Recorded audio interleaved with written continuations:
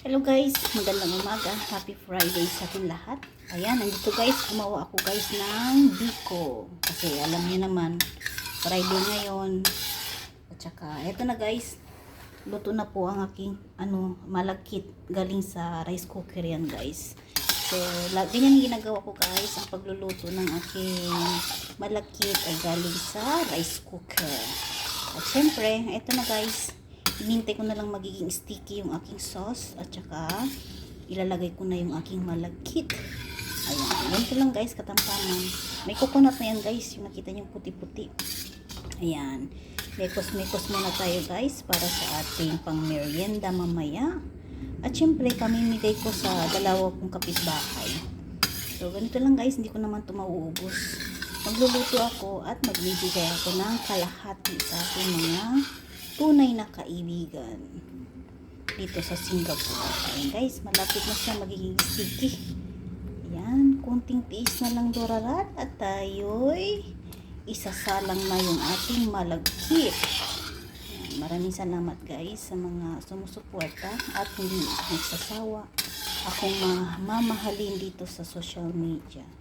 Ayan, ganito lang guys ang pagluluto ng aking biko ngayong Biyernes. Simple lang guys. Ayan, nagiging sticky na siya.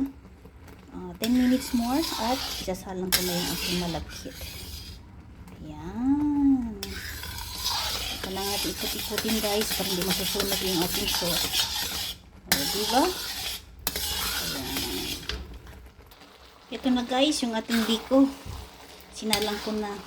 Kasi hindi ko na pinakita lahat guys kasi nga isang lang hindi ko gamit yung aking tripod. So, isa kong cellphone dito sa aking kamay. At syempre, ito naman yung paghahawak sa kabila kong kamay. So, ganito lang guys. Meron na tayong merienda ng aking mga kapitbahay.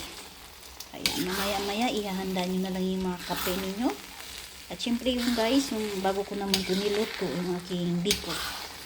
Nahanda ko na po ang pangtanghalian ko po. Para kung sino may gustong kumain. At meron na tayong ilalagay sa lamesa. So, ganun lang guys. Nakita nyo guys yung aking biko guys. Ayan, ikot-ikot muna tayo hanggang mahalo ang ating sauce.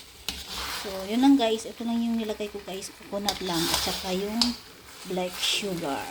Ayan. Ayoko nang masyadong matamis guys sa biko. Ito ko yung katataman lang kasi syempre magpipi tayo. O, diba? Ayan. Ay, salamat, nahalo na guys. Grabe. Ang hirap, isang kamay lang hawak ko eh. Pero sige lang. Magluluto tayo para sa ating kapitbahay. At hindi lang para sa kapitbahay. Meron din tayo kakainin mamaya. Ay, alam nyo naman mamaya. Ngayong Biyernes, hindi na ako makaya maikot-ikot guys. Ayan, maraming salamat guys sa suporta. At ito, malapit na guys. Inanda ko na din yung guys mga tupperware ko. At mamaya ilalagay ko na pag hindi na siya masyado mainit.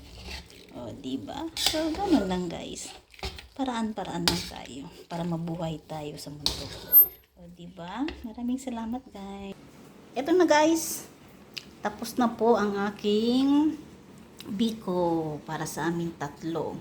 Yan, itong dalawa guys. Ano yan, para sa kaibigan ko, tsaka yung kapitbahay ko. At ito naman guys, yung akin. Kakainin ko to mamaya, pati bukas, bibigay ko din yung pagdating si Janet bukas, kasi Sabado naman.